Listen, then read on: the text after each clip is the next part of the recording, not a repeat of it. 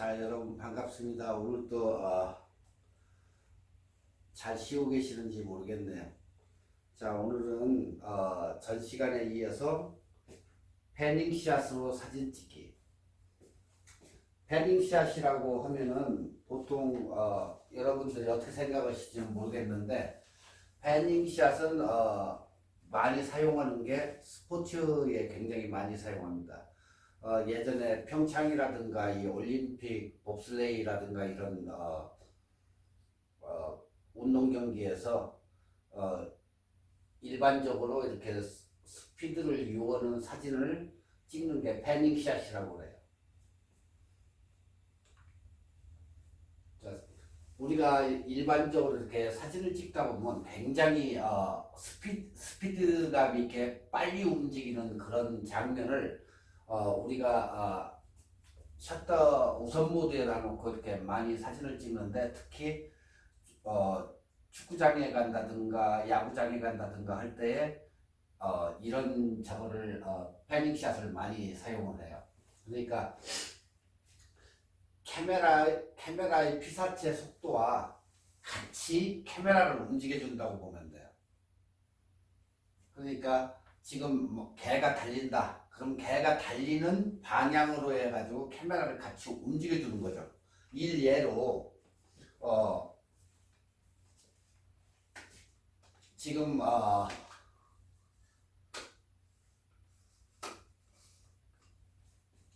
지금 일예로 이렇게 개가 저쪽으로 달리고 있는데, 가만히 이렇게 일반적으로 우리가 찍을 때에는 스피드만 그냥 올려가지고 그냥 찍죠. 그게 아니고 스피드감도 있고 역동적이게 찍고 싶어 할 때에는 같이 개가 가는 달리는 방향으로 움직여주면서 찍는 거예요. 그게 우리가 일반적으로 얘기하는 패닝샷이에요. 그러니까 뭐 축구가 됐건 경마가 됐건 사이클이 됐건 모든 움직이는 물체를 그냥 따라가면서, 그러니까 영화 촬영을 할 때도 이걸 많이 써요. 같이 따라가면서 피사체를 이렇게 찍는다고 보시면 돼요. 그러니까 유리연접이 있는 것은 단렌즈보다 망원렌즈가 더 유리하다는 거예요, 이게. 그러니까 이렇게 뭐 사이클을 탄다든가 사이클 타고 갈 때 그냥 찍는 것보다 같이 역동적이게 이렇게 카메라를 움직여가면서 같이 찍어주는 거죠. 뭐 사이클링을 한다든가 승마를 한다든가 모든 이 스포츠 경기에서 많이 사용하는 게 이 패닝샷이에요. 항상 사람들이 물어보는 게 패닝샷이 도대체 뭐죠 묻는데, 패닝샷은 그냥 피사체와 일률적으로 같이 움직이면서 자동차가 가는 것도 그렇고 기차가 움직이는 것도 그렇고 모든 피사체가 움직이는 것을 갖다가 역동적으로 찍기 위해서 같이 움직여주면서 찍는 게 패닝샷이다, 이렇게 보면 돼요. 지금 이 사진을 이렇게 보면은 2층 버스인데, 2층 버스를 타고 가면서 찍었을 때는 역동적으로 이렇게 움직이는 물체가 이렇게 움직이게 보이죠. 이렇게 이런 샷을 찍기 위해 가지고 패닝샷으로 촬영을 하는 거예요. 그러니까 움직임을 더 강조를 한다, 이렇게 생각하면 돼, 결론은. 그러니까 모든 물체를 갖다가 피사체보다도 역동적일 수 있는 그 뒷배경이나 이런 거 배경을 갖다가 더 역동적이게 움직임을 더 강조를 한다든가 이런 때 이렇게 사용을 하면 돼. 지금 이 자연 사이클링 하는데도 뒤쪽 배경이 어때요? 굉장히 엄청나게 달리는 것 같죠? 이런 식으로 만드는 거예요.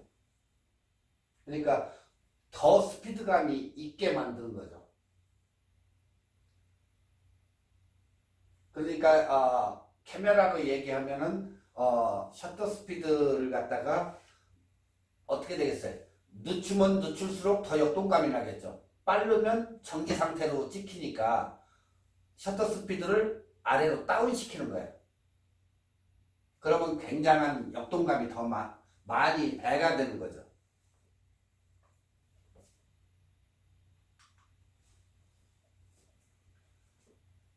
설정 방법은 셔터 우선 모드. 셔터 우선 모드가 TV라고 그랬죠, TV. 셔터 우선 모드는 항상 캐논에서는 TV예요. 뭐 보통 일반적인 뭐 나이콘이나 소니는 그냥 T. 뭐 그게 셔터 우선 모드예요. 전 시간에 배웠던 P 모드, 프로그램 모드는 P 모드. 그리고 오로가 있고 M 모드가 있고 그렇죠? 그러니까 셔터 우선 모드에다 설정을 해가지고 뭐 30분의 1초나 뭐 10분의 1초나 상관없어요. 그거 움직이면서 같은 방향으로 해서 찍으면 돼요. 그러니까 여러분 가지고 계시는 카메라가 어느 기종인지는 모르겠지만 한번 뭐 중형 정도가 되면은 한번 집에서 한번 연습들을 해보시면 될 것 같아요. 그러니까 50mm짜리 단렌즈로 촬영을 할 때 보통 50분의 1초 F값이 50분의 1초보다도 더 느린 거 30분의 1초를 준다든가 15분의 1초를 준다든가 해가지고 같이 움직여 주니까 어때요? 뒤는 배경이 날아가고 자연스럽게 찍히겠죠. 그런 식으로 해서 이렇게 찍는 거예요.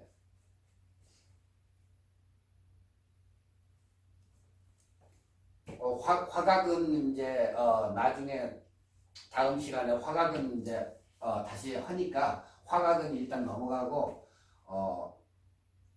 풀프레임과 그룹바디와 화각을 그걸 잘 일단은 적용하셔야 되는데 그룹바디 가지고 계신 분들은 지난 시간에 얘기했죠. 1.6이 줄어들기 때문에 그것을 잘 계산을 해가지고 그 화각을 갖다가 계산을 해야 돼요. 찍었는데 난 굉장히 넓게 찍었는데 그룹바디인 것을 생각을 안 하고 나중에 줄어들면 우리가 보는 총 면적이 줄어들기 때문에 그걸 갖다가 내가 풀바디를 쓰는지 그룹바디를 쓰는지 그걸 잘 계산해 가지고 계산을 하셔야 돼요. 그러니까 내 카메라가 그룹바디인지 1대1 바디인지 렌즈가 그룹바디용인지 풀바디용인지 그거 계산하시면 돼요. 그러니까 일반적으로 어떤 분들은 그룹바디에다가 지금 이런 경우 7D에다가 이렇게 풀바디용 1대1용 렌즈를 갖다가 쓰는 분들이 이렇게 많아요. 그러니까 그룹바디면은 일단은 면적이 줄어들기 때문에 항상 그걸 유념을 하셔야 된다 그 얘기예요.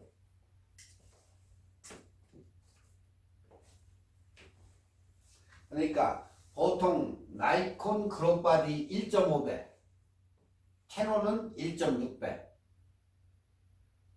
왜 그러냐면 센서의 차이가 얼마나 저거 하느냐에 따라 가지고 이게 줄어드는데 나이콘은 센서가 어때요? 그룹바디가 1.5예요. 그렇지만 캐논 것은 1.6배 센서를 보유하기 때문에 그 줄어드는 양을 항상 머릿속에 계산을 하고 그룹바디 가지고 계신 분들은 그걸 환산을 하시면 돼요. 지난번에 전 시간에 얘기했듯이 렌즈가 50mm면 1.6을 빼면 캐논 했을 때 1.6을 빼면은 35mm 각밖에 안 나온다고 그랬죠. 그 얘기예요, 이게. 실제 화각이 줄어들기 때문에. 그래서 전 시간에 이건 배웠기 때문에 굳이 뭐 여기서는 설명을 안 해도 아실 것 같아요.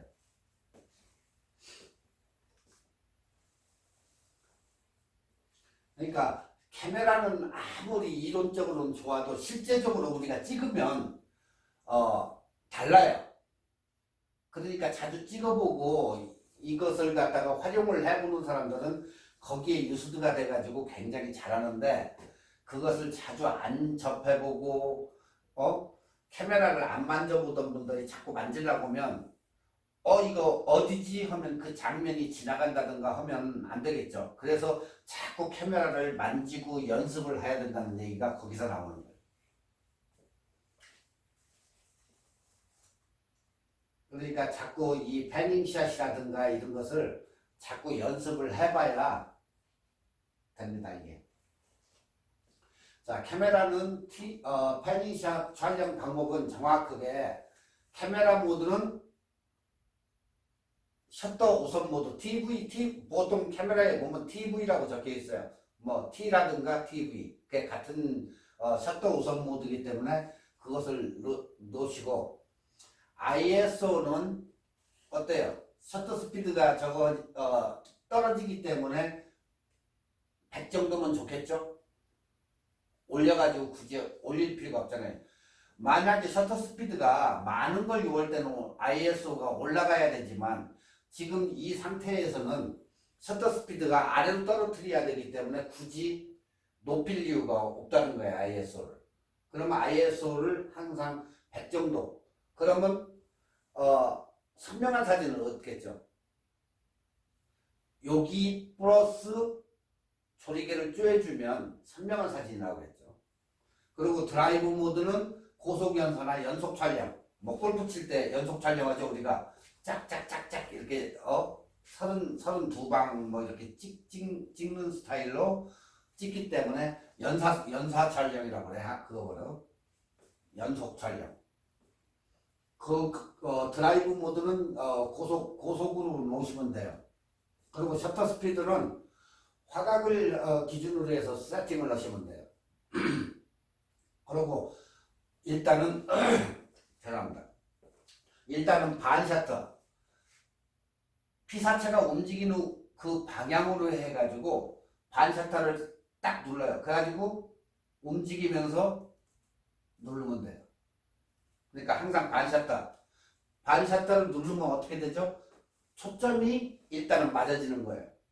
그리고 쫓아가면서 눌러주면 되는 거죠.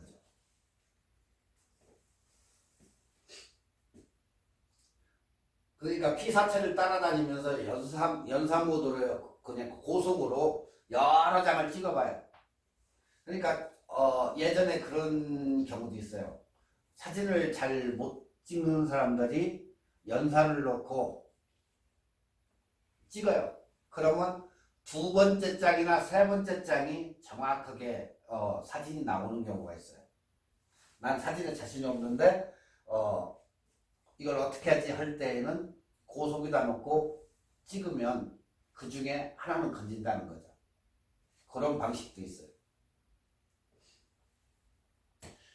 다음 피사체는 뚜렷하나 뒷배경이 모션 블러 흔들리는 모션 블러 처리된 좋은 사진을 그 중에서 선택을 하시면 돼요. 여러 장을 찍어가지고 뒷배경이 뭐 흔들린 거 막 스피드감이 있다거나 이런 식으로 된 사진을 픽업하면 돼요. 그래서 한 장을 찍는 게 아니고 그래서 고속연사 연속 촬영을 한다는 이유가 바로 그거예요. 여러 장을 찍어가지고 그 중에서 잘된 놈을 픽업을 하는 거예요.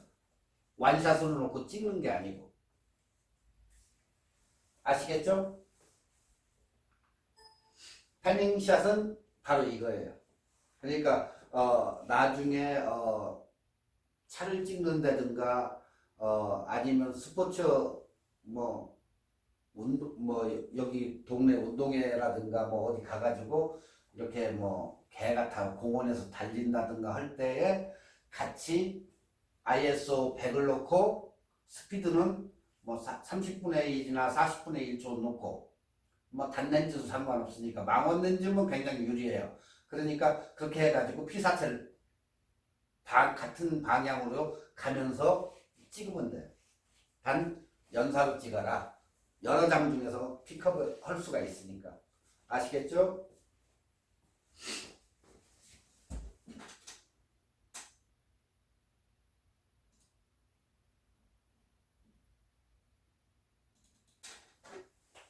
자, 이제 35mm, 5mm 렌즈에 대해서 얘기하겠는데 지금 최근에 나온 렌즈에 이게 근데 아주 다용도로에서 굉장히 잘 나온 렌즈인데 캐논에서 나온 RF 35.8mm짜리예요. 이게. 그러니까 렌즈 일반 렌즈도 되고 이것은 매크로도 된다는 장점이 있고 굉장히 가벼워요. 보통 일반 카메라들은 렌즈가 굉장히 고급형들은 이렇게 빨간색으로 돼가지고 L렌즈라고 부르는데 이 렌즈에 군이 많기 때문에 무겁고 수치를 줄인다겠죠. 렌즈가 많이 들어가는 대신에 무겁고 비싸다는 단점이 있어요. 이게.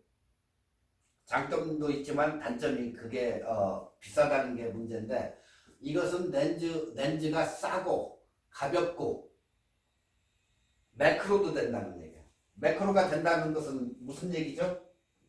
접사가 가능하다는 얘기죠. 접사가 가능하다. 접사 못 가. 뭐 개미를 찍는다든가 꽃을 찍는다든가 하는 매크로가 잘 된다는 거예요.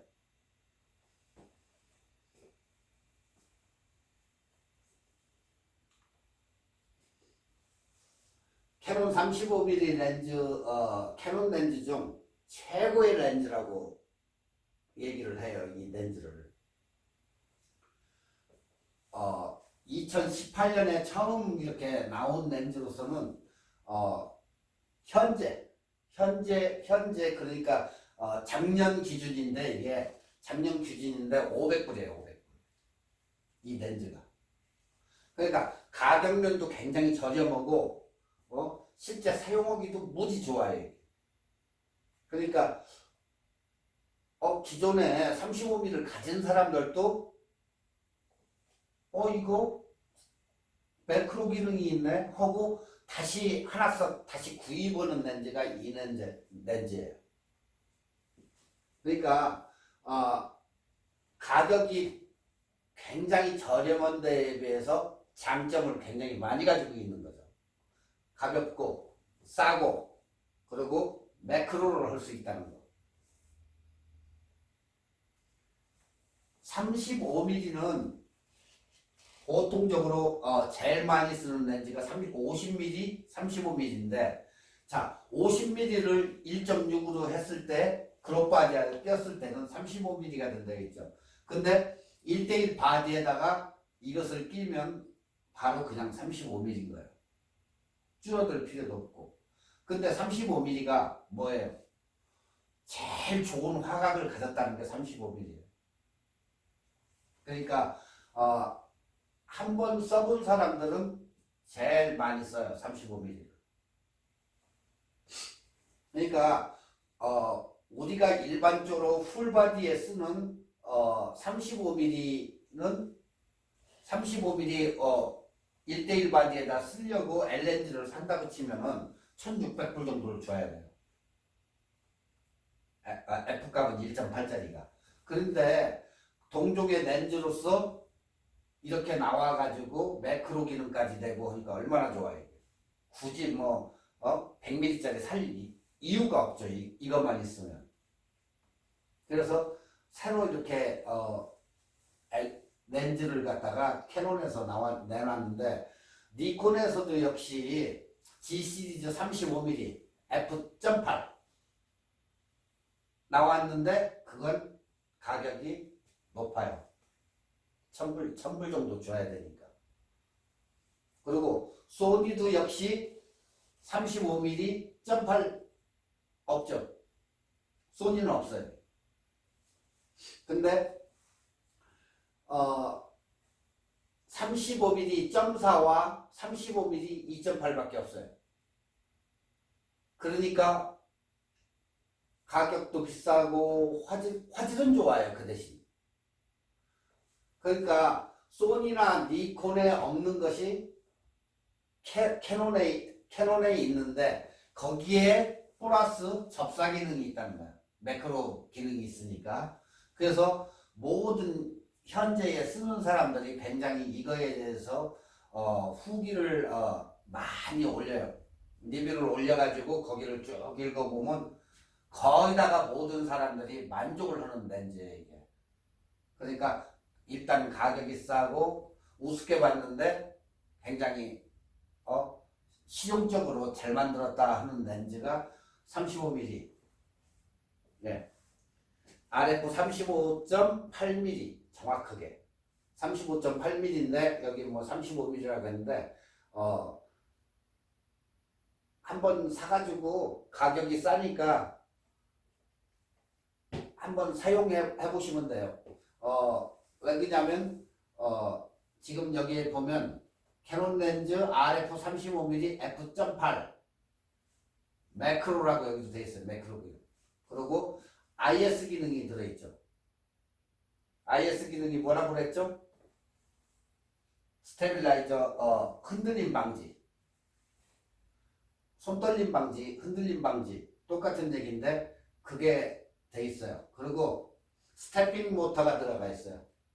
오로포커스를 잡기 위해서 STM이라고 돼 있죠. 여기 STM이라고 돼 있는데 그게 스태핑 모터인데 뭐 좋은 것들은 뭐 울트라소닉으로 돼 있고 뭐 이게 종류가 있는데 여기는 오로포커스를 잡기 위해 가지고 STM 스태핑 모터를 안에다 장착을 시켜 가지고 딱딱딱딱 잡힐 수 있게 했기 때문에 아주 좋아요. 그래서 RF 35.8 그래서 35.8이에요.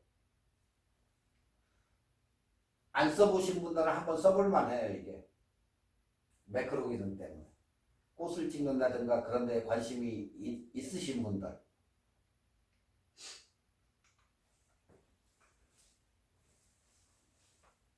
모든 사람이 STM 하면 보통 렌즈에 보면은 STM이라고 이렇게 써져 있어요. 그러면 STM이 도대체 뭐냐고 꼭 물어요. STM. 그 STM이 뭐죠? 물어보는데 그 모터 인사이드에 이렇게 이렇게 우리가 반차단을 누르면 초점이 자동으로 탁탁 잡아지죠. 자기가 거기에 들어간 렌즈를 얘기하는 거예요. 렌즈 스태핑 모터. 그래서 STM 약자를 해가지고 렌즈에 보면 이렇게 표기가 돼 있어요. STM 이 모터. 렌즈가 굉장히 작은 렌즈인데도 이 모터가 그 안에 들어가 있어요. 그러니까 STM 오로포커스 AF를 잡기 위해서 내장되어 있는 모터구나 이렇게 생각하시면 돼요.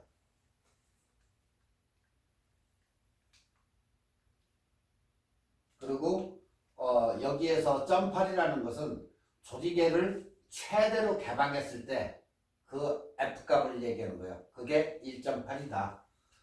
1.4, 1.2 지금 이 렌즈 정도 되는 게 1.2인데 1.2는 어때요? 저 렌즈보다 1.8보다 렌즈가 아래 수치가 F값이 아래로 내려가면 내려갈수록 렌즈가 더 밝다는 얘기예요. 그러니까 1.8보다 1.4가 렌즈가 밝고 그 아래로 1.2가 더 밝다. 그렇게 되는 거예요. 그러니까 그렇게 생각하시면 되고.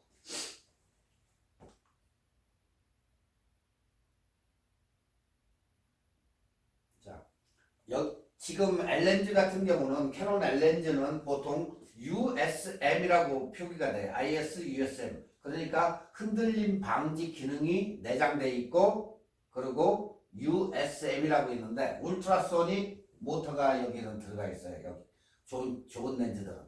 그러니까 아까는 STM이지만 이 L렌즈 고급형에는 거의 다 울트라소닉 모터가 들어가 있고 그 다음에 STM 같은 경우는 그보다 이제 조금 한 단계 왜 가격이 싸니까 한 단계 좀 낮춰가지고 STM 모터가 들어가가지고 오로포커스를 잡을 수 있게 그렇게 했는데 울트라소닉이라는 것은 결국에는 초음파 모터예요. 초음파 모터가. 그러니까 보통 우리가 쓰는 캐논 가지고 계신 분들은 거기다가 L렌즈를 많이 사용하는데 L렌즈 속에는 초음파 울트라소닉 모터가 내장되어 있다 이렇게 보시면 돼요. 그리고 좀 가격군이 좀 싼 렌즈들은 STM이 굉장히 많이 내장돼 있어요. 그리고 렌즈는 9군에 11매 10 이렇게 렌즈가 렌즈에 따라 가지고 요 안에 몇 개가 들어가냐에 따라 가지고 뭐 9군, 10군 뭐 해가지고 몇 매냐 해가지고 이런 식으로 이렇게 수치를 잡아주기 위해서 렌즈가 이렇게 많이 들어가 가지고 최고로 좋은 상이 나타나는 초점을 딱 맞춰가지고 상이 나타나기 날 때 그걸 수치를 맞추기 위해서 카메라가 비싸고 렌즈가 싸고 그렇게 되는 거예요. 그러니까 여기에다가 특수 렌즈를 많이 집어넣으면 어떻게 되겠어요? 비싸지겠죠. 그래서 렌즈 하나에 1600불, 2000불 이렇게 가는 거예요. 그러니까 35mm를 안 가지고 계신 분들은 굳이 비싼 렌즈를 쓸 필요 없이 뭐 499불 정도면은 굉장히 괜찮은 렌즈이기 때문에 한번 사용해 보셔도 돼요. 왜? 35mm는 그냥 말 그대로 우리가 얘기하는 황금 화각이라고 하니까 아무 데고 다 돼요. 35mm. 화각도 좋고 뭐 인물도 찍을 수 있고 경치도 찍을 수 있고 모든 걸 다 찍을 수 있기 때문에 상당히 괜찮은 렌즈다. 35mm. 또 많이 선호도 35mm를 많이 선호하는 사람들이 많아요. 근데 거기 플러스 매크로 기능이 있다. 굉장히 이건 가벼워요. 그러니까 카메라에다 장착하면 굉장히 여성분들한테도 굉장히 유리한 그런 렌즈예요.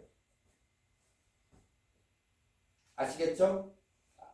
이게 RF 35.8 그 렌즈예요. 그러니까 상당히 좋게 나온 렌즈이기 때문에 한번 사용해 보시면 여러분들한테 큰 도움이 될 거예요.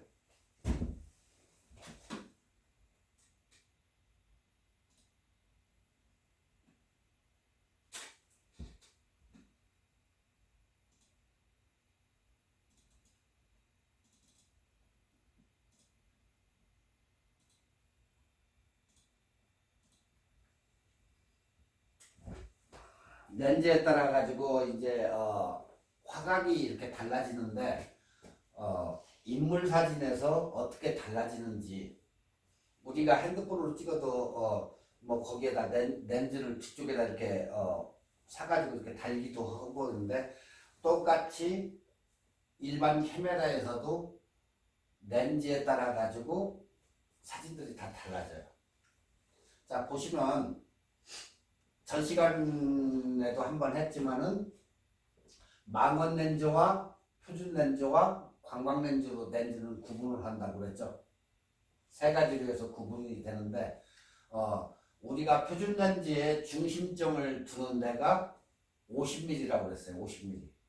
위로 50mm 위로 올라가면 약간 망원 렌즈다 이렇게 보고 아래로 내려가면 관광 렌즈라 이렇게 얘기를 해요. 관광 렌즈라고 이제 아래쪽으로 가면 뭐 그 어안 렌즈, 물고기 눈처럼 튀어나와 가지고 어안 렌즈다. 미국에서는 여기서는 PCI 렌즈라고 이렇게 부르는데 표준 기준점이 50mm다 이렇게 보시면 돼요. 50mm인데 화각은 48, 광각은 104. 자, 48하고 104하고 그 구분을 이렇게 해보면 화각이 어때요? 굉장히 넓겠죠. 그렇지만 50mm는 이 정도로 줄어들겠죠.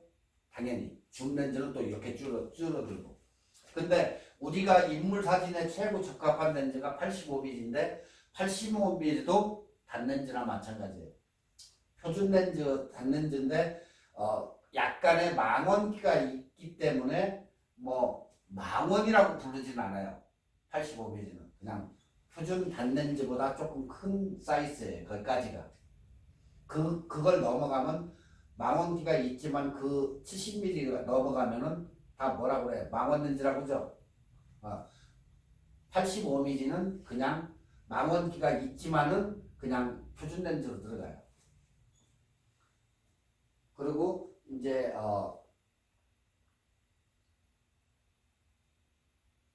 24mm, 50mm, 20에서 300mm. 이건 이제 큰 뭐 70에 200mm. 제일 많이 쓰는 게 70에 200mm를 많이 쓰는데 거기는 다 줌렌즈. 표준은 50mm, 24는 광각. 이렇게 생각하시면 돼요. 그러니까 광각으로 사진을 찍었을 때는 어떻게 돼요? 왜곡 현상이 일어나죠. 표준은 그냥 정상적으로 찍히는 사진이 표준 렌즈예요. 표준. 우리가 그냥 스탠다드다 생각하면 돼요. 근데 아래로 내려가 가지고 화각이 넓기 때문에 왜곡 현상이 일어나죠. 빌딩을 만약에 찍었을 때는 빌딩이 스트레이트로 이렇게 나오는 게 아니고 휘어가지고 나와요. 왜? 렌즈가 볼록 렌즈이기 때문에. 그렇죠? 그러니까 화각이 넓은 대신에 그러니까 뭐 스토어 안에를 뭐 찍는다든가 할 때에는 광각을 많이 사용을 해요. 그래야 스토어가 굉장히 넓게 보이는데 그 대신 굴곡이 생기죠. 굉장히 넓어지니까.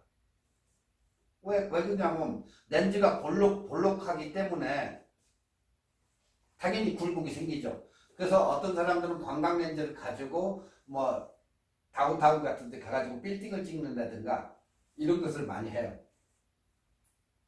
그런 전문 찍는 사람들은 광각 렌즈 굉장히 화각이 좋기 때문에 빌딩이라든가 이런 것을 많이 찍어요. 그 대신 망원 렌즈를 쓰면은 어때요? 화질은 떨어진다. 망원 렌즈이기 때문에. 아무래도 멀리 있는 거를 당겨와야 되니까 화질은 떨어진다는 얘기죠. 자, 이제 초점거리하고 화각인데, 초점거리는 지난번에 얘기 한번 했었죠?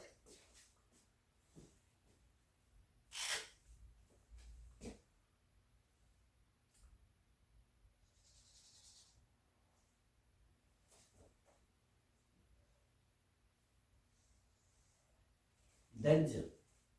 휘사체와 렌즈가 있는데, 이렇게 생기죠, 이렇게.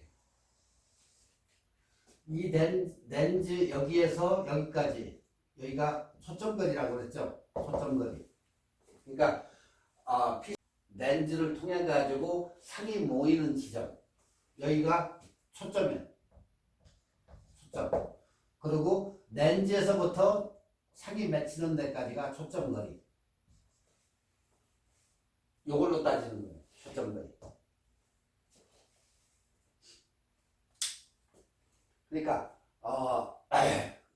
어느 렌즈든지 간에 만들어내는 사진에 촬영 화각이 있어요.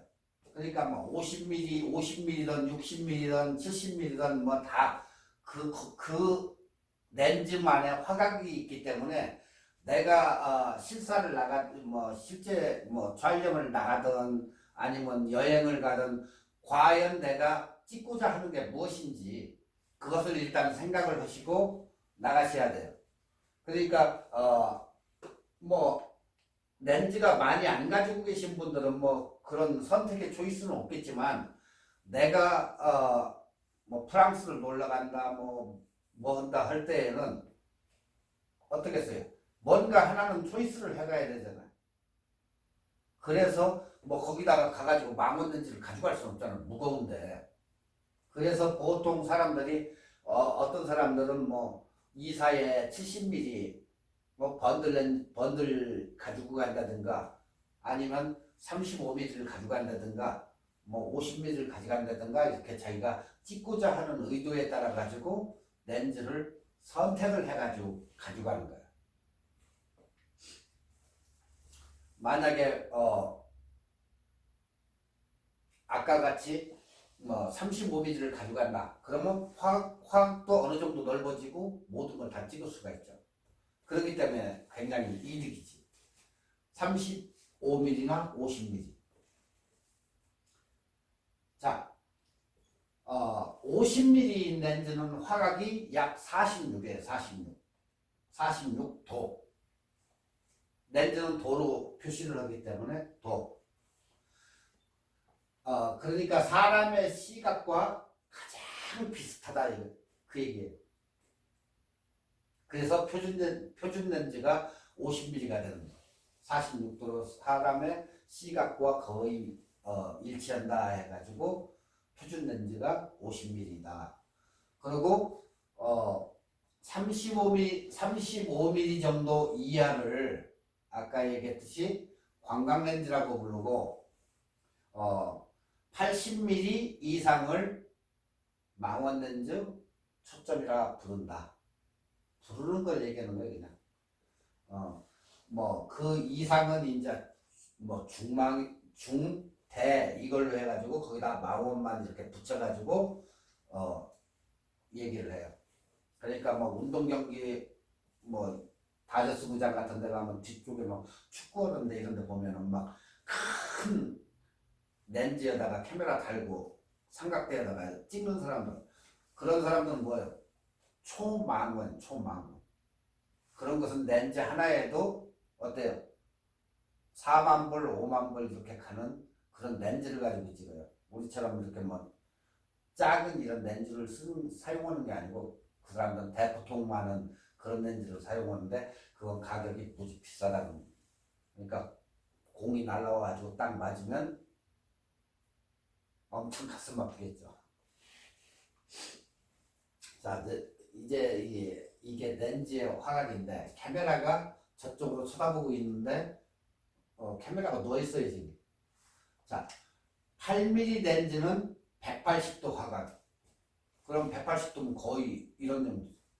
자, 어디에 좋겠어요? CCTV에는 이런 정도 8mm 집 가정용 도둑잡기 해가지고 쓰는데 이런 건 굉장히 좋겠죠. 와이드하니까. 네, 8mm는 180도의 화각을 가지고 있고, 그 다음에 24mm는 84도, 50mm는 46도 화각, 135mm. 한국 분들이 제일 예전에 많이 좋아들 많이 했는데 요즘은 뭐 많이 줄어든 것 같아요. 135mm 렌즈는 18도 화각, 200mm 정도는 12도 화각을 가지고 있어요. 근데 이제 그 중형으로 올라가서 500mm짜리 정도 되면 5도예요. 그러니까 굉장히 이게 작죠. 화각이 넓은 거에서부터 굉장히 줄어든 거죠.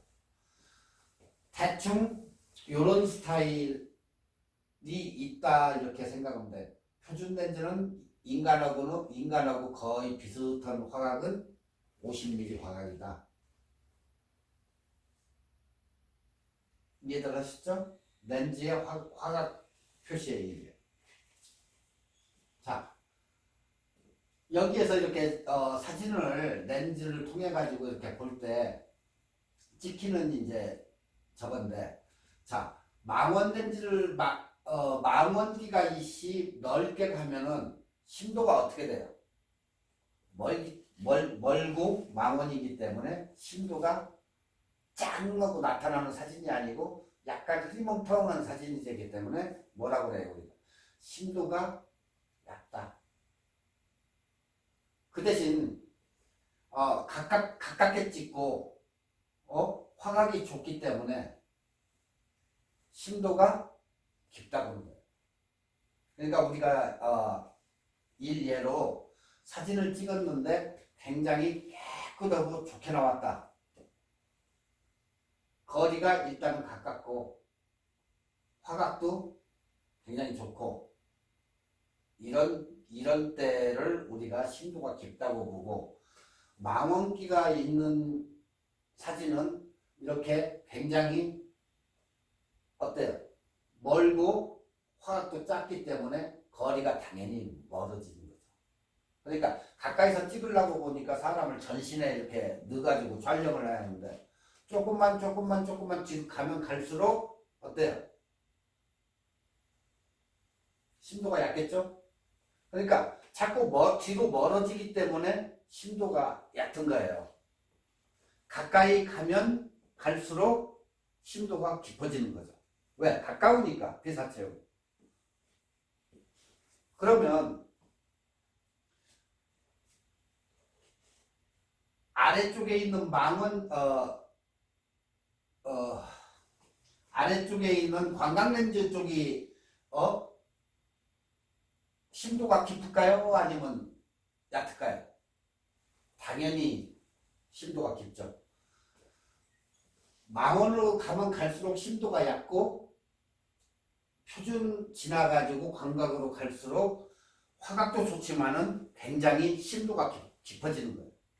그러니까 20mm나 35mm 아까 얘기했던 캐논 35mm 같은 거 그런 렌즈들은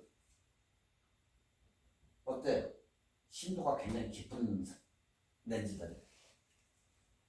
그래서 사진을 이렇게 보면은 굉장히 깨끗하고 잘 나오는 게 약간 아래쪽 50mm 아래쪽에 사진들이 깨끗하게 잘 나오는 거예요. 이제 이해하셨죠? 렌즈에 대해서.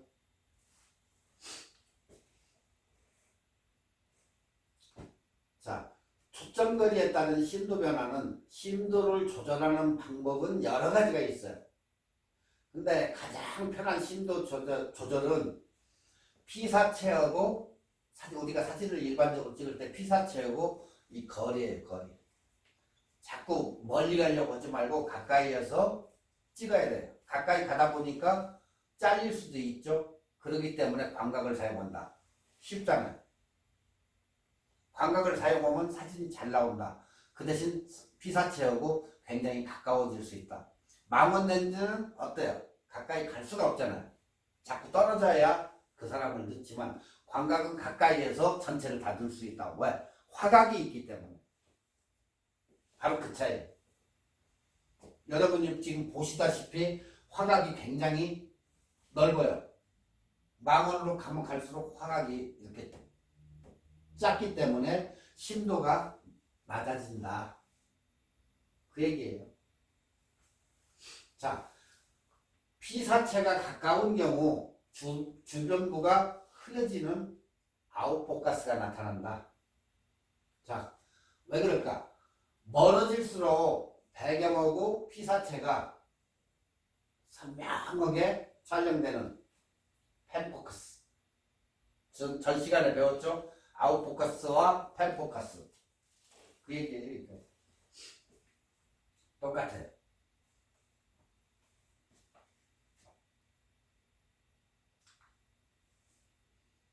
자, 이제 렌즈의 이제 삼총사라고 부르는 렌즈인데 지금 이렇게 보시면은 24mm, 아까 얘기한 35mm,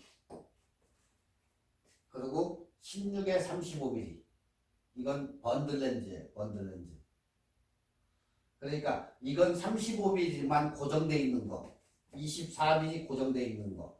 그 대신 이건 16에서 35mm가 왔다 갔다 하는 거죠. 자, 근데 이것은 가격이 얼마냐? 이게 다 표시가 빨간색이죠. 캐논의 최고급 렌즈들이에요, 이게. 자, 그러면 돈에 뭐 구애를 안 받는 분들은 뭐 그냥 사도 상관 무방해요. 렌즈들이 다 좋은 렌즈니까 써보면 이래서 이렇게 좋은 렌즈들을 쓰는구나 하고 느낄 수도 있는데, 만약에 35mm를 난 비싸서 이걸 못 사 할 때는 아까 같은 RF 35mm 얼마라고 그랬죠? 499불 뭐 그런 걸 샀으면 돼요. 굳이 비싼 걸 산다는 얘기는 아니에요. 지금 아까 얘기했듯이 광각렌즈기 있는 렌즈가 이렇게 톡 삐져나왔죠. 이게 PCI 광각렌즈예요. 그러니까 이게 초광각 L렌즈의 삼총사예요, 이게. 자, 그 렌즈 안에를 이렇게 들여다보면 이런 식으로 해서 렌즈가 들어가 있는 거야. 보이시죠? 이게 UD 렌즈라고 하는데 비구면 렌즈라고 불러요 우리가. 이런 식으로 해가지고 렌즈 넣어가지고 거기에 대해서 수치를 잡아줘가지고 어때 선명도나 모든 것을 성능을 좌우하기 때문에 많이 들어가서 비싸다 가격이. 지금 이렇게 보시면 이 네모칸 안에는 24mm예요. 근데 11mm로 볼 때에는 굉장히 와이드가 되죠. 이 차이예요, 이 차이. 그렇다고 해서 뭐 굳이 다 가지고 있을 필요는 없어요. 왜냐면 가격이 비싸니까.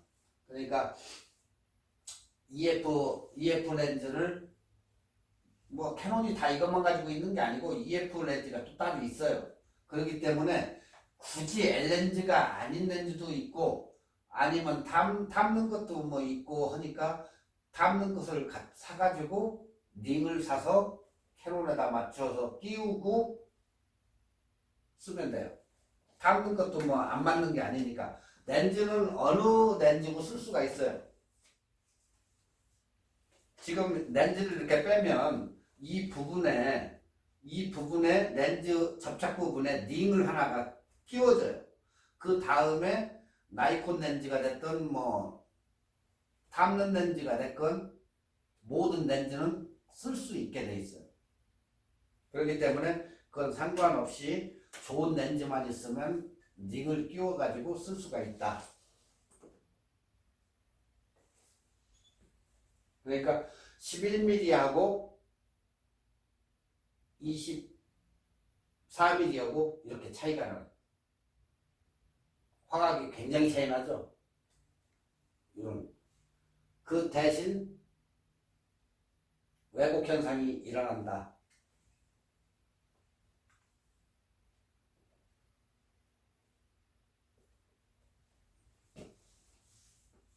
자, EF 13mm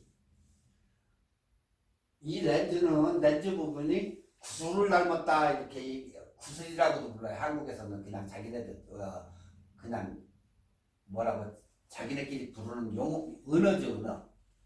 뭐 50mm 뭐 만두 뭐 이 자기 한국 사람들은 그렇게 많이 부르는데 그렇게 부르고 싶은 분은 불러도 되고 뭐 그냥 정상적으로 부르고 싶은 정상적으로 부르셔도 돼요. 굳이 뭐 은어 안 써도 되니까. 지금 이렇게 대각선 부 이렇게 화살표를 해놨는데 약 114도의 초광각이에요. 초광각.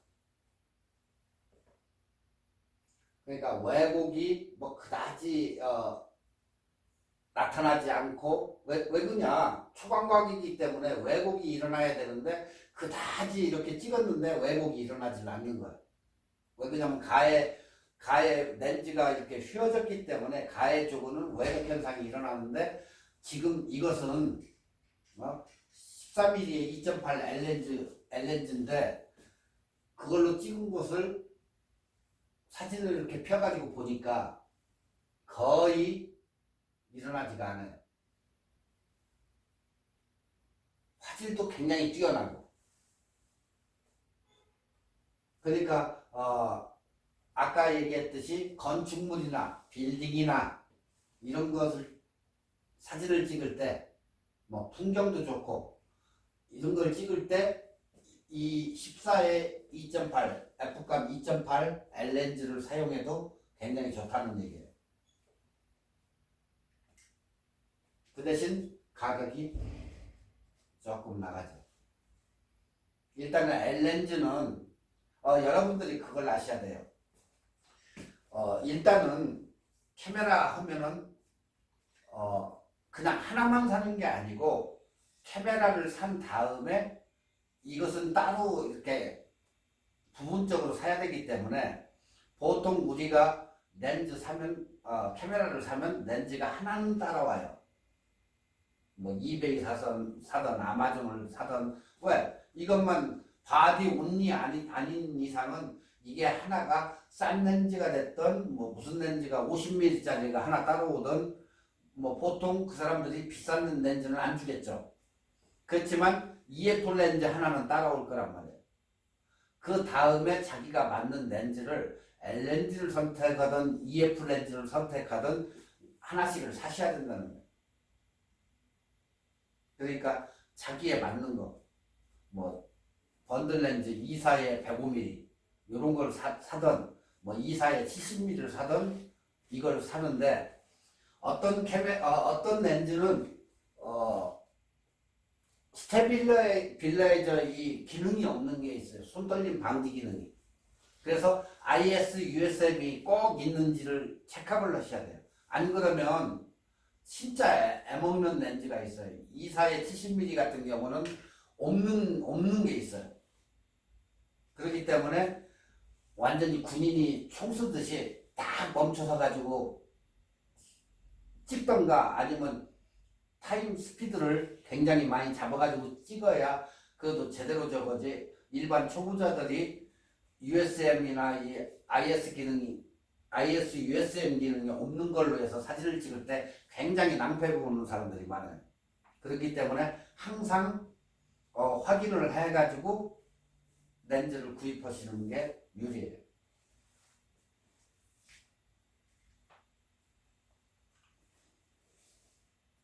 지금 14mm로 찍은 렌즈예요, 이게. 14mm로 찍었는데 뭐 그다지 이렇게 굴곡이 있다든가 이게 없잖아요. 선명도도 있고. 풍경사진 찍었는데도 화각이 굉장히 높죠. 엄청 넓은 거예요, 이거. 아까 몇 도라고 했죠? 118? 114도. 114도이기 때문에 초광각이면서 굉장히 화질도 좋고 화각도 굉장히 넓어서 풍경사진에도 굉장히 보세요. 굉장히 넓게 나오잖아요. 빌딩. 풍경사진에도 적합하다. 14mm.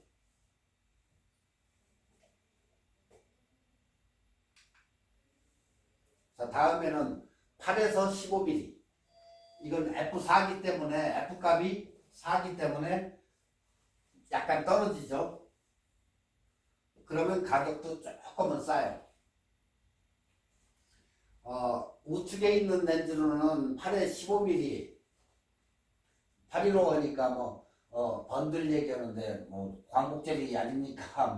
하시는 분들이 있겠죠. 광복절 얘기가 아니고 8mm에서 15mm까지.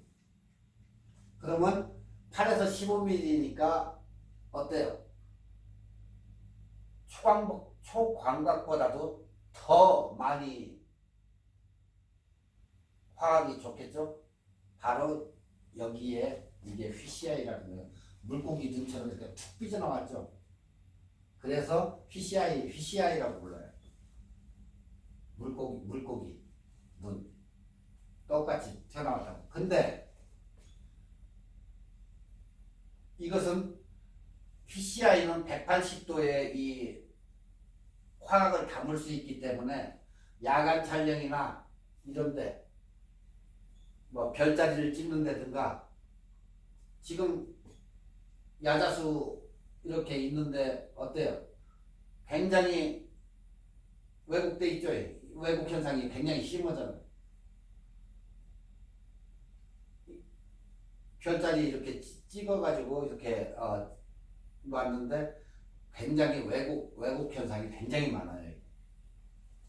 단 180도를 찍을 수 있다는 거. 이런 걸 또 좋아하시는 분들은 이렇게 많이 찍어요. 이런 쪽을. 그러니까 여러분이 찍고자 하는 거, 내가 경치를 찍느냐 아니면은 인물을 찍느냐 하면 거기에 따라 가지고 그 렌즈를 구입해 가지고 사용을 해야 된다는 얘기예요. 자, 나는 인물만 찍을래. 인물만 계속해서 찍을 수는 없잖아요. 그러면 인물도 찍고 이것도 찍고 해가지고 하면 아 나 35mm로 갈래. 그러면 35mm 사가지고 찍으면 되고 나는 이런 거 찍을래 하면은 8에 15 PCI를 하나 사가지고 요거만 찍으면 되고 그 대신 일반적으로는 못 찍으니까 딴 건 또 있어야 되죠. 뭐 나는 번들을 사가지고 몇에서 몇 가지 그냥 통합적으로 쓸 거야. 그러면 번들 렌즈를 초이스해서 사시면 되고 자기가 맞고자 하는 거 나는 인물만 찍을래. 그러면 85mm만 가지고 다니면서 찍어도 돼. 뭐 나는 접사할래? 그럼 100mm 하나 사면 되고 그 대신 표준은 가지고 있어야 된다는 거죠. 자기가 일반적으로 쓸 수 있는 거. 그 이외에 하나하나 구입하는 거니까. 옵션이에요, 옵션. 자, 이제 어안 렌즈인데 이게 CCI 방금 보셨던 이 어안 렌즈 CCI 얘기하는 거예요. 어안 렌즈인데 피사체에 근접해서 촬영이 가능해서 톡톡한 결과물 사진을 얻을 수 있다. 이렇게 지금 굉장히 가까이 15cm까지 간 거예요. 15cm. 자, 그래가지고 찍었는데 이렇게 나온 거예요. 자, 뒤쪽에 이렇게 해변가를 보니까 어때요? PCI이기 때문에 왜곡 현상이 나타나죠. 이 수평선이 반듯해야 되는데 야자나무만 이렇게 찍는데 굉장히 접사가 가능한 얘기죠. 이것도 15cm까지 가서 찍을 수 있으니까. 자, 이 렌즈에는 CCI 렌즈에는 리미터 버튼이 있어요. 이것을 버튼을 해가지고 하면 비네팅이 생기는 것을 방지할 수 있는 버튼이 있어요. 사이드에 보면. 그러니까 그 비네팅 생기는 것을 버튼을 딱 눌러놓고 찍으면은 비네팅이 생기는 것을 방지할 수 있다. 자, 지금 여기 같은 경우도 온 시켜놓고 찍었죠. 비네팅 방지 시켜가지고 찍은 거예요. 그랬더니 어때요? 깨끗하게 나왔잖아요. 그러니까 이렇게 얘기하는 것보다도 여러분이 직접적으로 찍어보는 게 굉장히 도움이 돼요. 자, 그러면 자꾸 비네팅 하는데 그 비네팅 리미티드 스위치를 켜가지고 찍으면 비네팅이 뭘까? 가끔 사진 이렇게 설명하시면서 자꾸 비네팅이라고 하는데 비네팅이 뭡니까? 비네팅이 뭐냐? 사진을 이렇게 촬영할 때 주변부에 광량이 부족해가지고 모서리나 외곽 부분에 검게 어둡게 가려지는 현상이에요. 자, 이 사진을 지금 보면 어때요? 한쪽 부분이 광량 여기가 부족하니까 시커멓게 변해지죠. 이거 바로 비네팅이라고 합니다. 지금 이 사진도 검게 변했죠. 어떤 것은 둥글게 변하는 것도 있어요. 자꾸 이렇게 어두워지는 그 현상, 그러니까 광량이 자꾸 이렇게 평준화되게 렌즈에서 받아들여야 되는데 그것을 못 받아들여 가지고 주변부가 검해지는 그런 현상을 갖다가 비네팅 현상이라고 해요, 우리가. 자, 그런데 비네팅 현상은 렌즈를 통과한 빛, 그러니까 렌즈를 통과해 가지고 원형상에 상을 맺게 되는데 이 상을 맺는 범위의 원을 이미지 서클이라고 합니다. 렌즈 이미지 서클의 지름이 화면의 대각선 길이보다 짧아서 모서리 부분에 상이 맺게 않게 되는 거로 비네팅이라고. 그래서 이게 자꾸 생기는 거예요. 그래서 광량이 다 골고루 이렇게 받으면 좋은데 받지 못하기 때문에 이 비네팅이 이렇게 생겨요.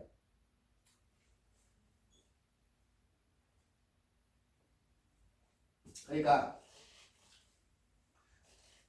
어떤 사람들은 이것을 굉장히 좋아하시는 분들이 있어요. 또 아니면 사진을 뭐 일부러 이렇게 비네팅 처리를 해요. 우리 프로그램에 가가지고 뭐 포토샵이나 포토스케이프 같은 데 가면 나부터도 뭐 인물 사진 찍어놓고 이렇게 검은 부분을 싹 이렇게 넣어주던가 흰색으로 하는데 그 비네팅을 시키는데 그것도 뭐 단계가 있어요. 그 포토스케이프 보면 비네팅이 이렇게 자동으로 해줘가지고 좀 멋을 내가지고 하는데 어떤 사람들은 의도적으로 이렇게 연출을 하는 사람도 있어요.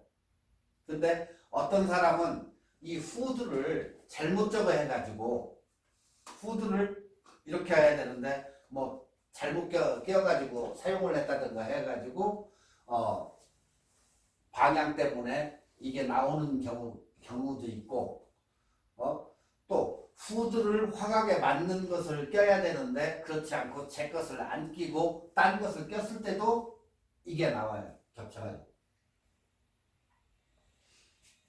그러니까 조리개를 원스탑, 투스탑 간격 틈만 이렇게 줄이면 이러한 현상을 방지할 수가 있어요. 근데 거의 안 하죠. 저는 개인적으로 이런 사진을 좋아해요. 이렇게 일부러 이렇게 넣기도 하는데. 그렇지만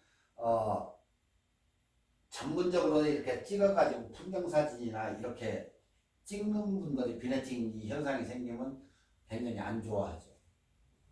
그러니까 비네팅이 뭐냐? 광량 부족으로 해서 약간 검게 변하는 부분이 비네팅 현상이구나 하는 것만 이해하시면 돼요. 자, 다들 이해하셨죠?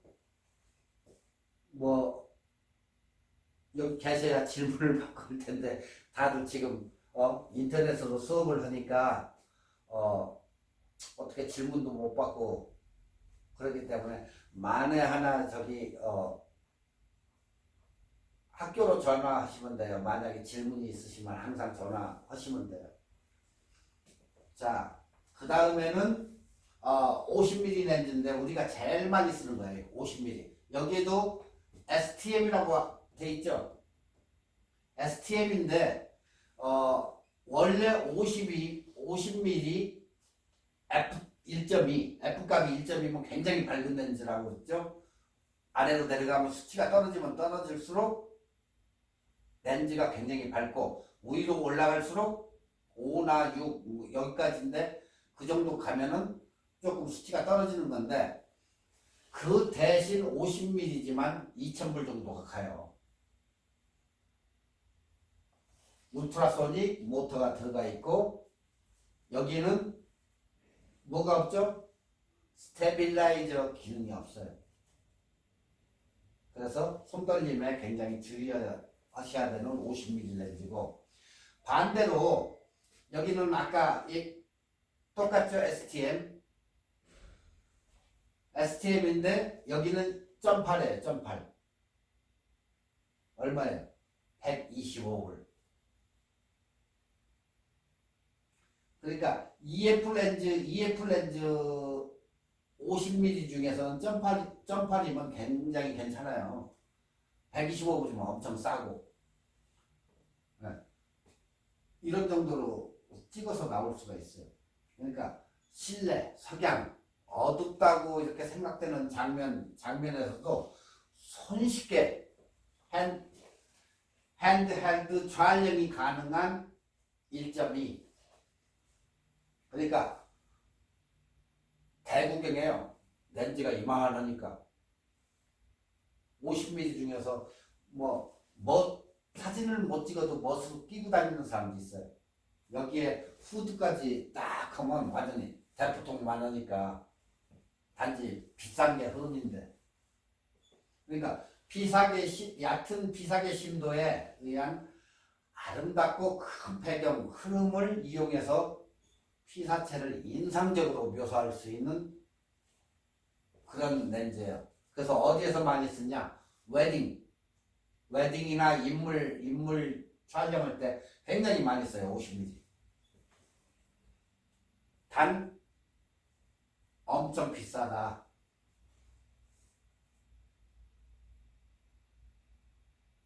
비싸요. 굉장히 비싼 편이에요. 그래서 보통 웨딩 하는데 이런 데 가면 거기다가 50mm를 많이 써요. 그 찍는 사람들 보면. 왜 그냥 이거의 장점이 콘트라스트의 샤프함 그런 것을 굉장히 잘 묘사하게 이렇게 만들어낸 렌즈이기 때문에 굉장히 깨끗한 사진을 이렇게 연출할 수가 있어요. 지금 보셨다시피 아웃포커싱도 잘 되잖아요. 그리고 사진이 깨끗해요. 일단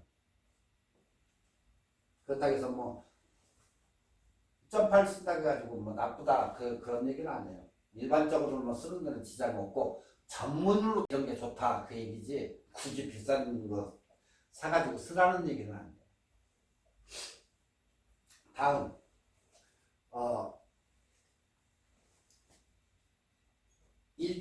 85mm 85mm 렌즈에 이게 오늘은 85mm 렌즈에서부터는 인물 사진 용이기 때문에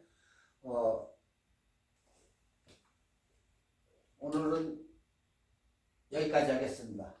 여기까지 하고 다음 시간에 50mm 잠깐 얘기 다시 한번 해드리고 그리고 85mm로 넘어갈게요. 자, 수고하셨습니다.